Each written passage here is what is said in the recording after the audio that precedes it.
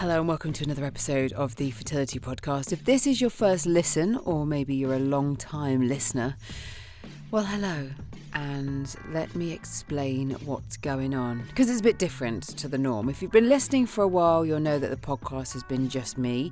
If you're a new listener, well, I've changed things a bit, and I'm now doing a show on ukhealthradio.com with a brilliant lady and friend called Kate Davies, who is a fertility nurse and consultant and coach, and has the expertise that I don't have. And I want to be a place that you get expert opinions, whether it's experts that we together are speaking to, as well as sharing the real stories of men and women who are happy to chat. And so what I've been just figuring out over the last couple of weeks since we launched Talk Fertility, which is what we're calling it, is how best to do this podcast, because I don't want to stop doing the podcast, but it's quite tricky for me to make 2 weekly shows because this is still a part of my day job.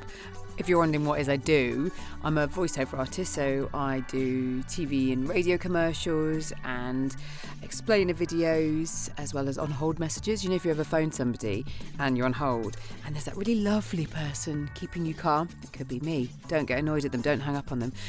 But I'm also making some really interesting podcast content for different people within the fertility industry. I'm trying to make the industry take note of how you and I want to consume information, and because I know you like listening to podcasts, I want there to be more useful information available for you to plug into your ear holes. So all that is going on. I'm also hosting events and doing lots of other things alongside trying to make the podcast. So I've been trying to streamline it and make it better. Fertility Podcast came about after we had successful treatments. I used to be a radio presenter. Audio is what I do. Presenting and interviewing is what I've done for nearly 2 decades. Oh my goodness. Oh gosh, that makes me feel old. And I was trying to evolve what it is this podcast is. And the conversations that I'm having with Kate are really interesting. It's a different kind of perspective. And so by all means, go back and listen to over 200 episodes. Yes, 200 that I've made, because I've been doing this for 5 years now. I'm very proud of how it's grown, for sure. I'm not an expert. Just as I said, I'm an expert interviewer in that I've got experience doing it. And I'm a fertility patient, so I've got experience having that. But I don't have that medical background, which is what Kate has. So the long story short, I'm trying to say is that this episode is the Talk Fertility show that we've shared this week. And that's what I'm going to be doing, especially through the summer, to be honest, because I need to just work out exactly how things are going to continue. So it's a bit of a change. It's just a bit different. And I really want to know what you think. So drop me a line either on your socials at fertility-poddy, which is Insta and Twitter. You can follow the Facebook page, which is the Fertility Podcast, or you can email me, Natalie at thefertilitypodcast.com, and let me know whether you still like what you're hearing. Also, if you could rate and review this podcast, it's ace to know what you think. If you want to put what you think on there, cool, nice one. So here's the episode, and I'll put details of the show notes at the end.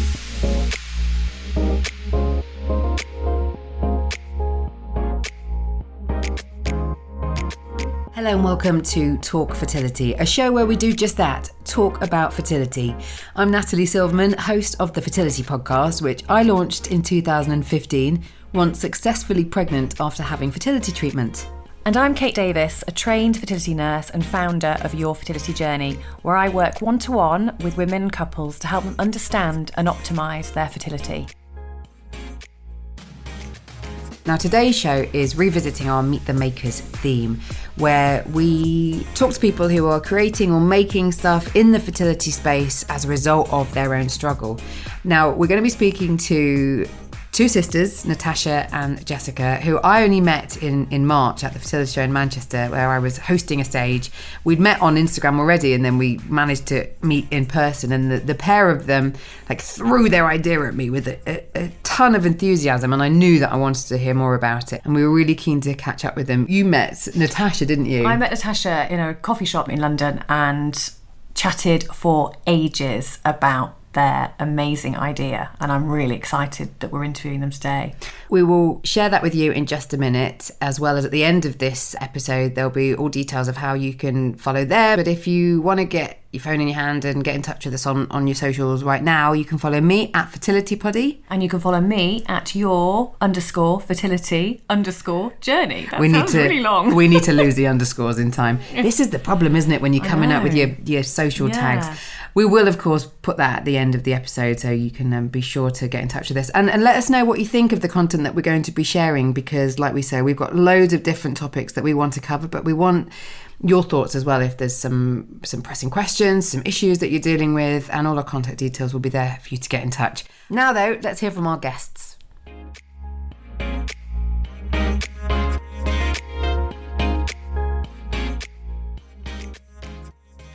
Hi, I'm Natasha. I'm Jessica, and we're sisters. And we are just about to launch a new business, which is called Fertilibox. Now, this is really exciting for Kate and I. I think this is our first double-header interview that we are navigating our way through. And both of us have met both of you.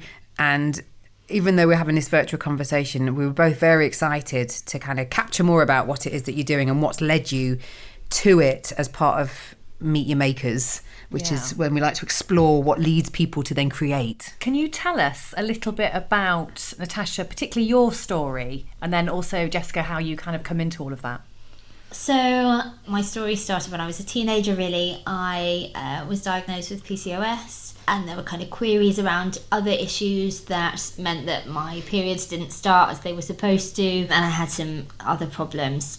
So I kind of always had an idea that I was going to find it difficult to conceive, or could find it difficult to conceive. And then life and things that happen in your 20s happened, and it wasn't until I met my partner when I was 27 that we started trying kind of straight away. We very much knew that this was meant to be, and that we wanted to have a family together, and because I had a good idea that it was going to be fairly difficult, we didn't want to waste any time. So we tried naturally for a little while, and after about a year nothing had happened, so we started looking into a bit more about what was wrong and what we could do, and kind of what treatment options would be. My partner is a doctor, so we kind of immediately thought down a medical route, as I think lots of people do, about what treatment was going to get us pregnant. We tried what I think is kind of quite a normal route. I went on Clomid and some other drugs to bring on ovulation. Around that time, I think we had our one and only natural conception, which was a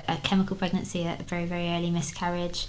So I was on different kind of drugs and different kind of ways of stimulating me to ovulate for about 9 months before we decided that we were really ready to start the IVF process. So we did. We had our first cycle. We moved down to Surrey from London. I found a clinic that we thought was lovely, really close to home, and we were told, no problem, we'll get you pregnant, you're young, it'll be easy. So we were quite confident. We went into our first cycle very happy, and I got OHSS, ovarian hyperstimulation syndrome, got quite sick, and despite what seemed like quite a good cycle, we ended up with nothing at day 5.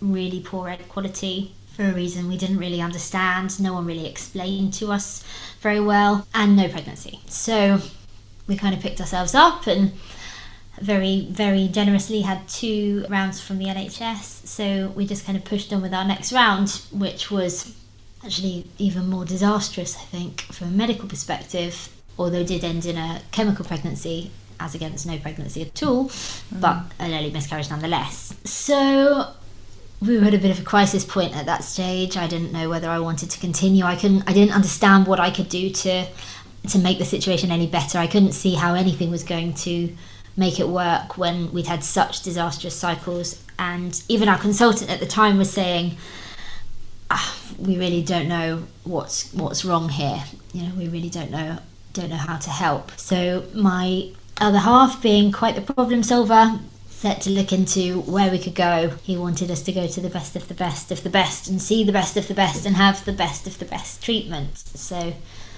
off we went and started getting ready for our next cycle. Do you want to just explain a bit about that choice of moving a clinic? Not your choice, but Kate, I don't know whether you want to come in here. Making the decision to change clinic is often quite a difficult decision. My kind of take on it is if you stay doing the same, you'll get the same results. And I think that's absolutely true with a clinic. And you have to be 100% really, really satisfied and really confident in your clinic. Is that why you decided to move? Is that you felt you didn't have that confidence any longer? We were largely told they wouldn't be able to get me pregnant. They didn't know why they'd been so unsuccessful. And whilst they were happy to treat us privately, not on the NHS, we'd used up all of our NHS cycles. Our consultant quite clearly indicated that he didn't believe they were in the right place and kind of suggested that there were tests and possibly other treatments that we might benefit from that we weren't able to access at that clinic. And the level of monitoring that they did. Yes, that was the other thing, because my OHSS had been so bad both times,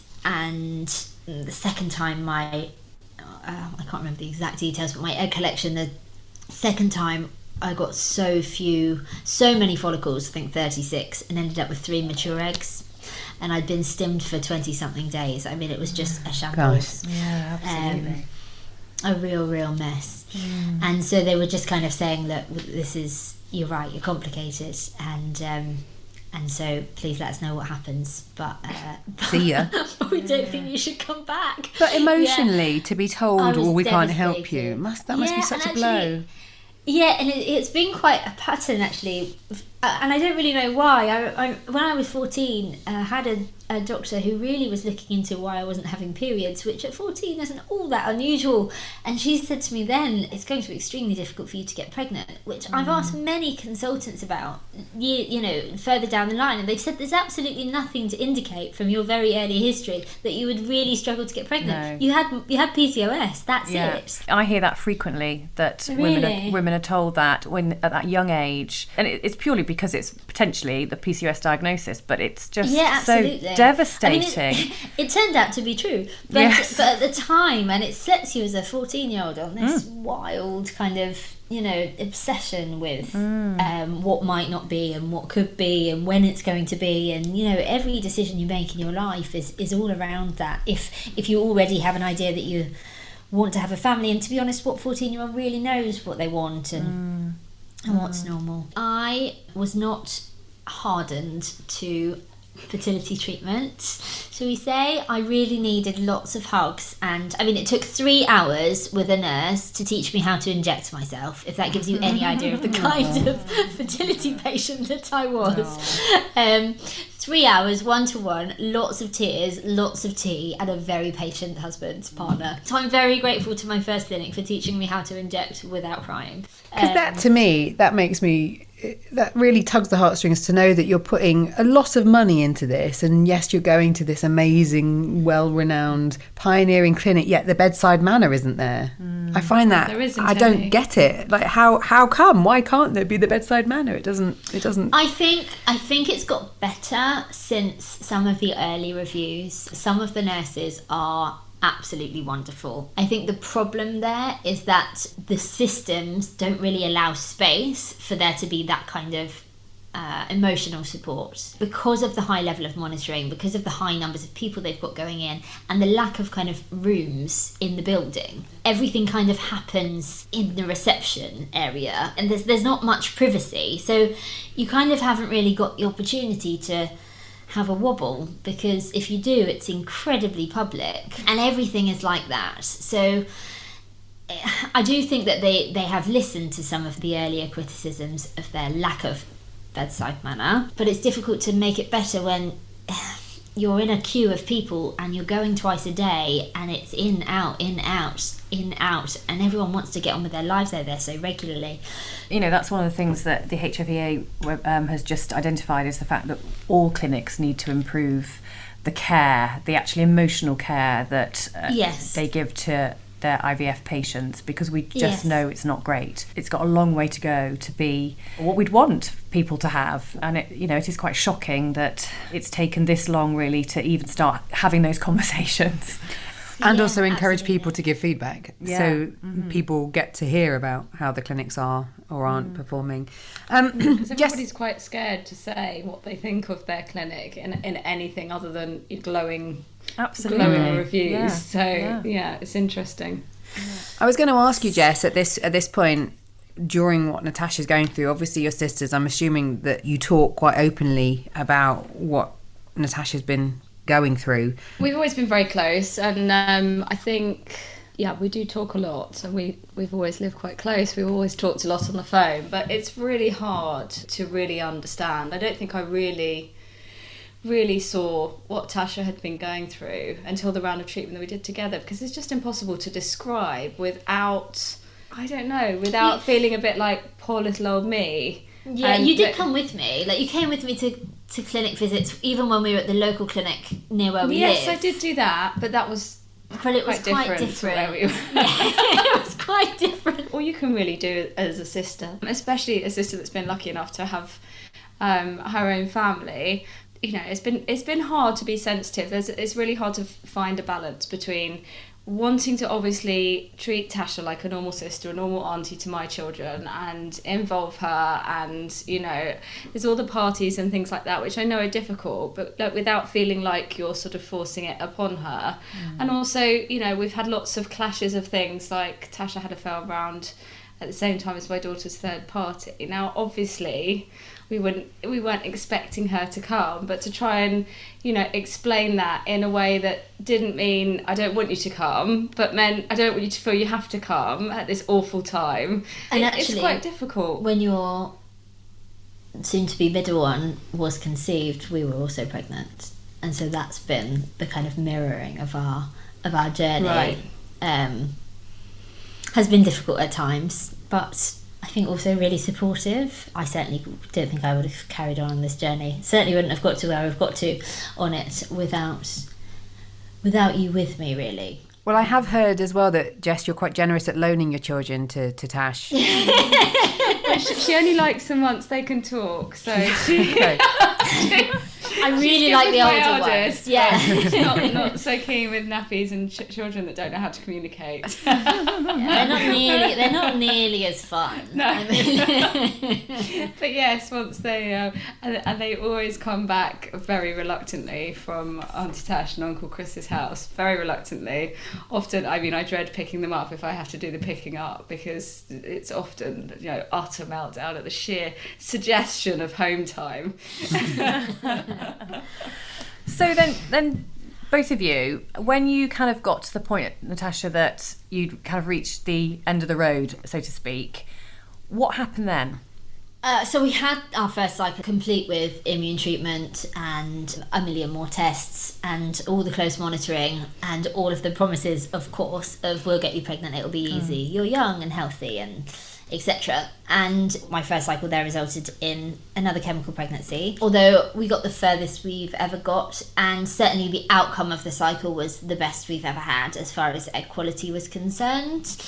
So we did believe that the close monitoring had really helped. And so despite me saying, which I've said many times, it was going to be my last cycle, we got all ready to go again and agreed to have just a few more tests, really, to rule out anything. I remember the consultant saying that you really don't need any more tests. We really understand your diagnosis fully, and we really do understand what's going on for you. And then they suggested that we had this what's called a karyotype test, which looks at your chromosomes. And so we had it and then forgot all about it. And during that period, I started reading about all of the things that I could do myself to improve egg quality, such as changing my diet, cutting things out of my diet, including things into my diet, changing the products I use. I went to see a nutritionist. I also left work. It became my full-time job to improve my egg quality and make my other half's already perfectly fine sperm super sperm. So that was the aim of those months. And then I got the test results back. Okay.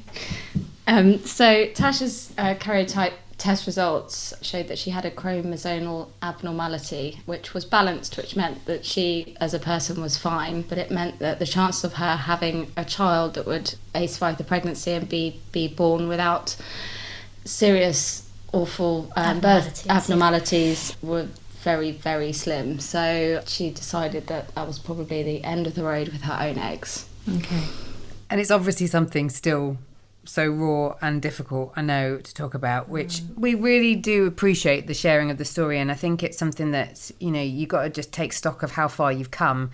The fact that you're still doing it, Tash, I know is such a big part of your life and now Jess's life. Yeah, it is. It takes me by surprise sometimes that I still find it difficult to talk about. And I think it also depends where I am in my cycle as to how difficult I find it. But it, you know, it is, we spend a lot of time laughing and joking about it all, which certainly helps. But it is, of course, not an easy thing to come to terms with. I found it almost like grieving, actually. Well, it is a grief. Yeah, it's a real loss. Yeah, absolutely, 100%. Yeah. And I think for me that at that point there felt like so many decisions to make, and we were basically being told that we could continue to try with NHS funding to try to find what seemed like a golden egg inside me that would have no abnormalities. But seeing as we hadn't managed to get good enough eggs to even get to the point where we'd be able to test them, even at the best clinic in the country, or, you know, so it's said to be, it just felt like so many more mountains to climb.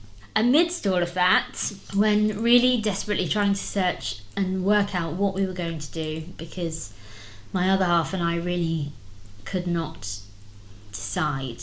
We couldn't agree, we couldn't make sense of what the options were to us and how to move through them. None of them seemed like the right thing for us. And then Jess offered to be my egg donor.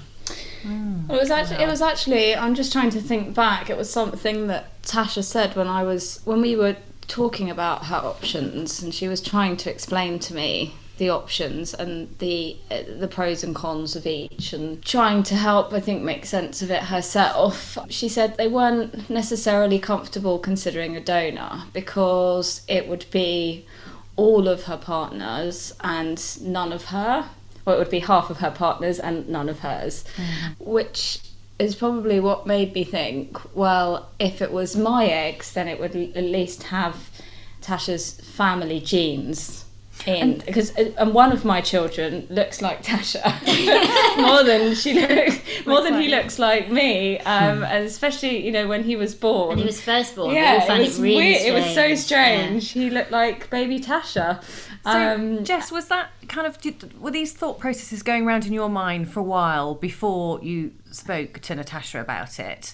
I think that would have been sensible. No, I just blurted it out as soon as I thought it. But yes, a normal person probably would have thought a bit longer and harder, but I think we've been talking for quite a long time. I think I was thinking about it as long as she was talking before saying, well, because to be honest, I think initially I thought that everybody would find that all too weird, that Chris would, that she would, that it was a suggestion that would just probably be like, that's really nice, but no, that's weird. Initially I said, Jess, you're mad, this is such a huge thing.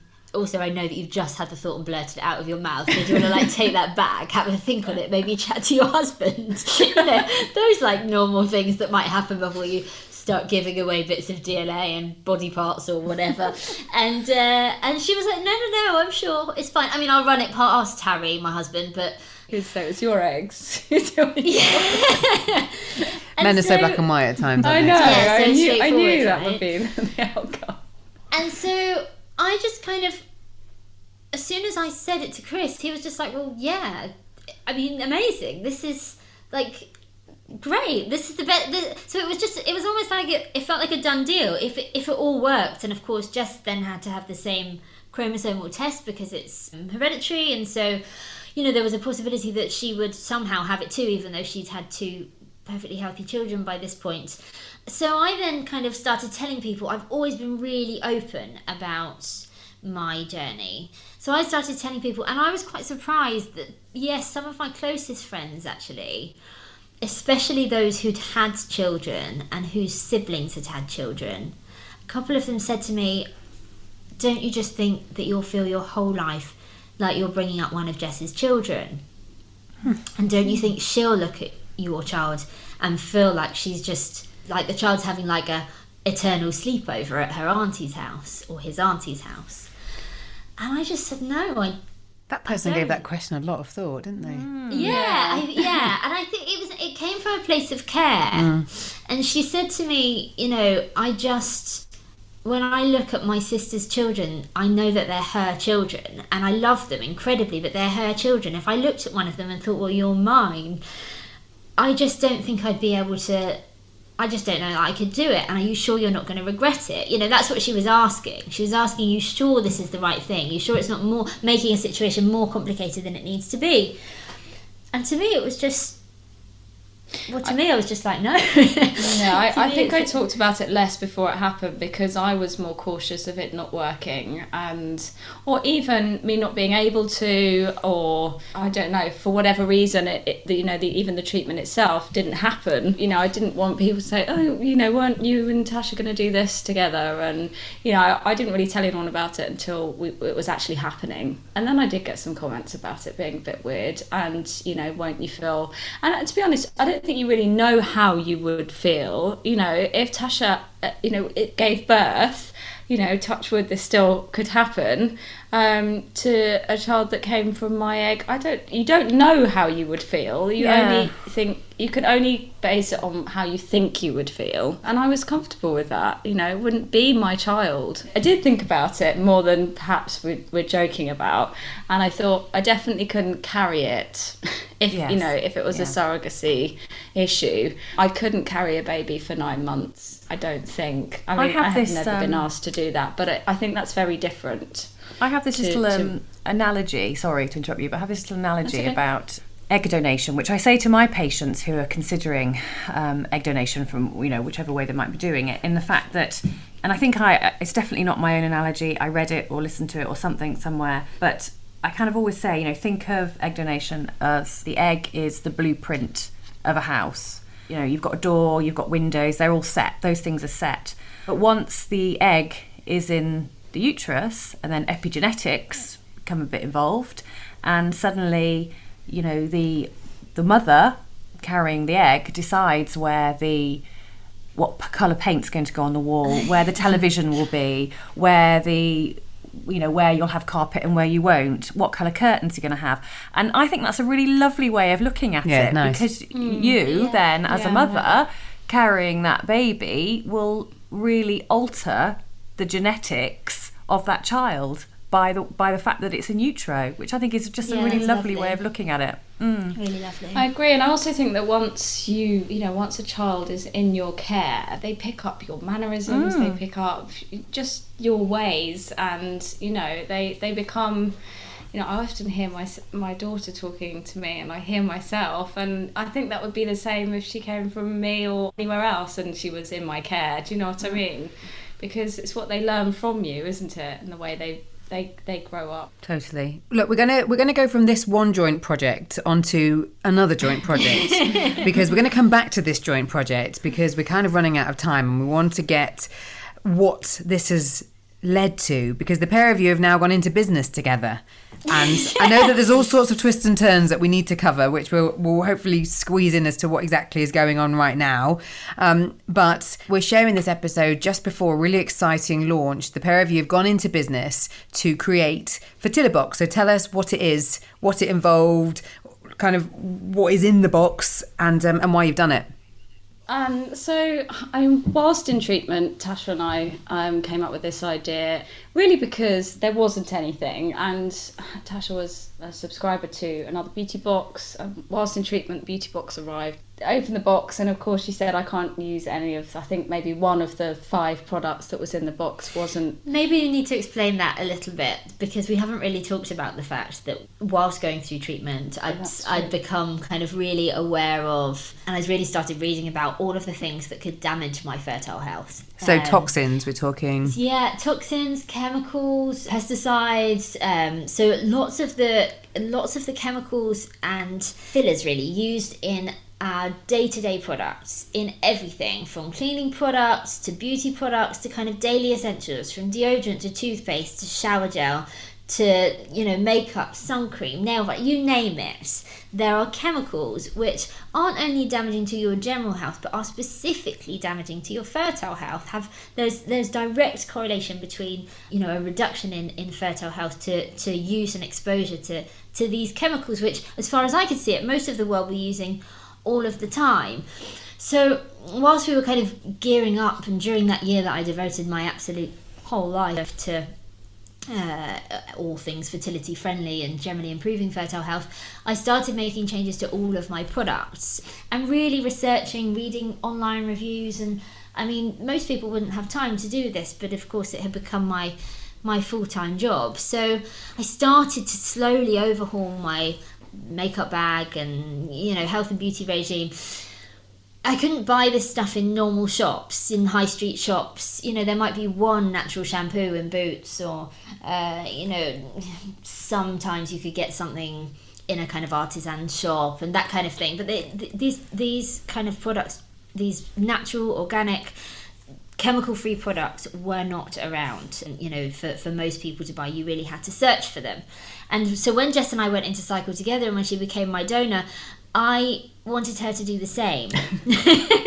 In fact, I made her do the same. There was no dry shampoo, no deodorant, no this, no that. And actually, I thought at the time, if I had time, I would find a deodorant, a dry shampoo, which I have now done, that doesn't have all of these horrible things in it. Because once you start reading about it, you realise that it's not just your fertile health, that these things can harm. It's a lot of other things. And I don't want to use them myself. I don't want my children to use them. I just felt it was really unfair that, in our situation, we were going through treatment, but even anybody that's trying to conceive, to be told you can't use this, you can't use that could be damaging, that could be damaging. How about providing people with, you can't use that, but you can use this, which instead, is just as nice.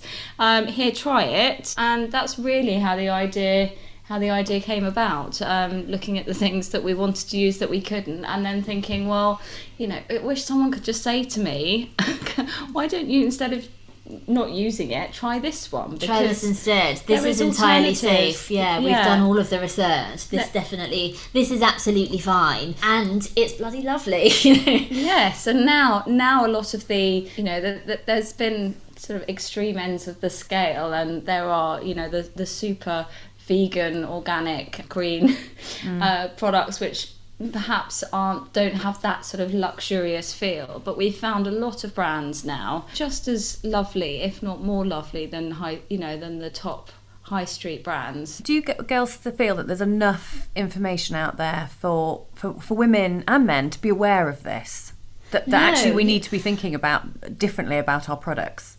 Do you think? No, I don't. I mean, I think most of the people that I talk to, most of our kind of the people that we spoke to when we were coming up with this idea, or when we'd come up with it, were basically saying, well, I know that there's certain products I should avoid, but I mean, really, firstly, does it really make that much difference? And secondly, what am I supposed to use instead? I mean, I haven't got time, and, I can't risk using a deodorant which doesn't work, and, that kind of thing.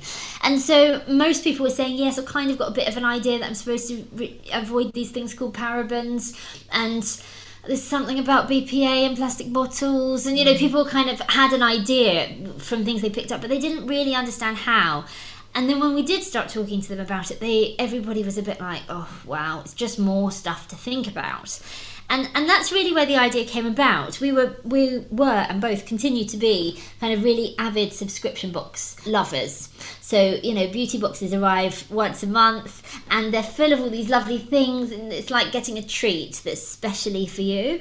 And what Jess was saying earlier was that whilst we were in treatment together, I received my one of these and looked at all the products and couldn't use any of them because I read all of the ingredients. There was one I could use that was kind of fertility friendly, in the whole box. And that's when we said that this is ridiculous. Not only is there not a box that's entirely suitable for people who are trying to conceive or actually pregnant, and wanting to absolutely maximize their own health and fetus baby health, but there's nothing that comes out in a monthly bite-sized accessible way that's just drops through your door that can just give you hints and tips and bits of advice without you having to go and search for it. There was nothing like that. So that's when Fertilibox was born. Yeah, so really the idea started as a beauty box, but it's certainly grown from there. And I think we both, as soon as we started talking about it, we both thought that, your question about whether or not there's enough information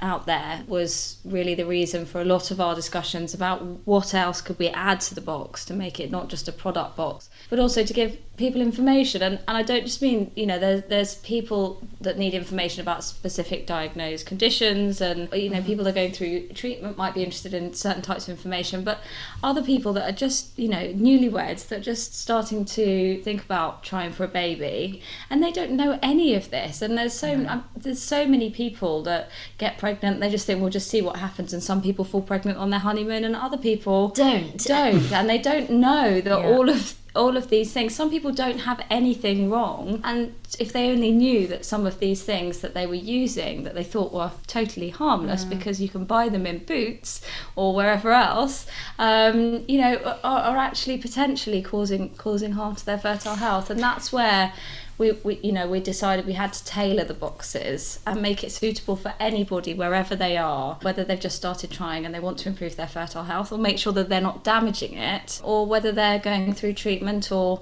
they're further down the line in their journey. So that's sort of how it became went from a beauty box to a box full of information, and then a box full of tailored information and products suitable for subscribers. Well, what we're going to do is we'll put details of the experts and obviously of all the info about the fact that it's about to launch for people to get access to, because we're kind of running out of time. But what I love about this as well is, as part of, you described all the different scenarios that people might want to use Fertilibox, or it might just be so useful for them. A lot of what we know doesn't happen is enough kind of self-care and self-protection whilst this struggle is ongoing. And I love what the excitement when you were talking about the box arriving every month. It's not something I've subscribed to, but every now and again I've had a beauty something drop through my letterbox. Yes. And I know that you're doing stuff for men as well, because we know that both genders involved in this journey to make a baby, and whatever relationship you're in, you want to have that kind of bit of self-indulgence. So I think that it's a brilliant gap that you're filling with it. And I know that there's this whole subscription element to it that you're going to be kind of rolling out as the year goes on. We're talking at the end of June. You're aiming to launch 1st of July. We'll put all the details of the website in there. Great, yes, we're launching in July. We're sort of a soft launch. We're running 250 summer boxes. So our boxes will always be themed. So obviously our summer boxes are summer holidays box. And so you've had to research special sun cream and everything that is fertility friendly. Oh, well, that would be telling. Oh, that's a surprise. But I wouldn't have thought about that. I mean, you've obviously got a wealth of knowledge in it now, and we really look forward to kind of seeing the benefits of all your hard work. Yes, well, as you say, we have some experts on board that have helped us greatly. I mean, we haven't come into this as fertility experts or nutrition or health or beauty experts. So we have built a team of really experienced, amazing experts, which, yes, they're all on our website. So please do have a look who we're working with. In every box, there will be 4 categories of products and information, and that is health, beauty, nutrition, and happiness. Happiness being kind of emotional well-being, and it would cover everything to do with healthy relationships and looking after yourself, self-care. Beauty, obviously, we've covered. Health is everything from information and supplements and things that could naturally improve your fertile health, kind of healthy swaps, your everyday products rather than your beauty regime. And then nutrition, we've got a whole load of nutritionists on board, as well as our in-house nutrition expert, Melanie Brown. So there'll be recipes in each box, and associated with every recipe there'll be kind of a key ingredient which you can use in the recipe that will explain specifically why that product is useful for your fertile health, and how you can incorporate it in your diet. So yeah, that's an overview of the box. Sounds lovely. And we know you've got some really exciting people that you're going to be announcing as time goes on that you're working with. So it sounds great. It sounds like a much needed bit of joy that we can expect, rather than just getting bills through our letterbox or missed Amazon packages. Exactly that. Yeah. As well as our kind of in-house experts from our summer box, we've got guest contributing experts every month who'll be doing both pieces to go in the box, and then kind of longer blog posts that will be going on the website. We might be doing Q&As, lives, kind of web chats with all these different professionals, and one of them is your very own Kate. My very own self, yes. Yeah. I've really enjoyed making the content for you. It's been really, I've really enjoyed it. And I think I owe you some blog posts as well, which I will promise to get onto very soon. Thank you. Don't worry. We have plenty of time. I think you're coming with us for our official launch. You've got a few months. Fabulous. Yeah, we should probably say our official launch is in November. So before we let you go, there is something that we've been asking all of our guests, and that is, what would you say to your younger fertile self? And it can be the first thing off your head, or it can be something that maybe you've dwelled on over time. And both of you can give your feelings on this with what you now know. I suppose for me it would be that whatever your journey to becoming a parent or not might be, try not to let it take over your life unless you're able to do so in a good way. I, for a long time, let infertility make me utterly miserable. And yet now I find myself having set up a business entirely around fertility and fertile health, this thing that made me so miserable in the past. And I'm about to skip into another cycle, feeling quite whatever will be about it, but knowing absolutely that I am doing and have done everything I can. So out of something so very, very negative has come something to celebrate. Yeah, and is really exciting. Really exciting. In lots of different ways. And I don't know how my story ends yet. No.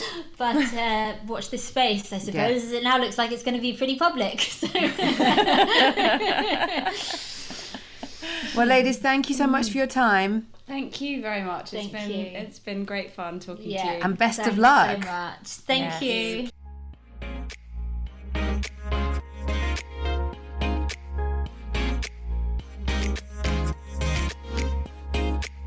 Wow. Okay. We had to kind of stop Jess and Tash talking, didn't we? There was the problem that I have with my fertility podcast is I love sharing people's stories, and it's tinged with sadness because people go through so much, and when they do share their stories with me, you don't want to stop somebody. And the harsh reality is, when we're sharing stories of people who are still trying to start their family, or if they're trying to complete their family, there's often many years of struggle. And you know, Natasha's story isn't finished yet. She's got still some way to go, and hopefully exciting things in the future. But she could have talked a lot longer, I think. And I could have listened to her a lot longer too. Yeah. We'll keep you posted with everything going on with Fertilibox, as well as how you can get in touch with them. We'd love to hear your thoughts and any questions that you might have about what we've discussed, or if you've got any questions that you want to send directly to Kate. The email address is talkfertility@gmail.com. Don't forget to follow us on our socials. Mine is your_fertility_journey. And mine is @fertilitybody. Now the sniggering there is just because Kate's got loads of underscores, as you heard, in her Instagram handle, and I keep taking the mickey out of her because it's just a mouthful. One thing that I want to mention, I had a really interesting chat in the week with a production company who are making a documentary about male fertility. Now I'm waiting for all the final details before I share it on my socials, but if you are a young man, or you know a young man in the kind of early 20s age bracket that might be interested in sharing their story, talking about their experience, do get in touch with me, because this documentary wants more young men to talk about their experiences or just their awareness of the issues. And if you've listened to my content before, you'll know that male fertility is a really prominent part of the content that I make. For now, though, we're talking about lovely products with Fertilibox. So go and check out the show notes for this episode, which are thefertilitypodcast.com/Fertilibox. Be sure to get in touch. Let me know your thoughts on how I'm kind of doing stuff now, because it is a bit of a change. And as I head towards the 5th birthday of this podcast, which is in September, I want to make sure that everything is kind of rosy, how it should be. I hope that you're all right. I really hope that you've got some sunshine where you're at, because it's pretty lovely in the UK right now. Thanks, as always, for your support, and until the next time.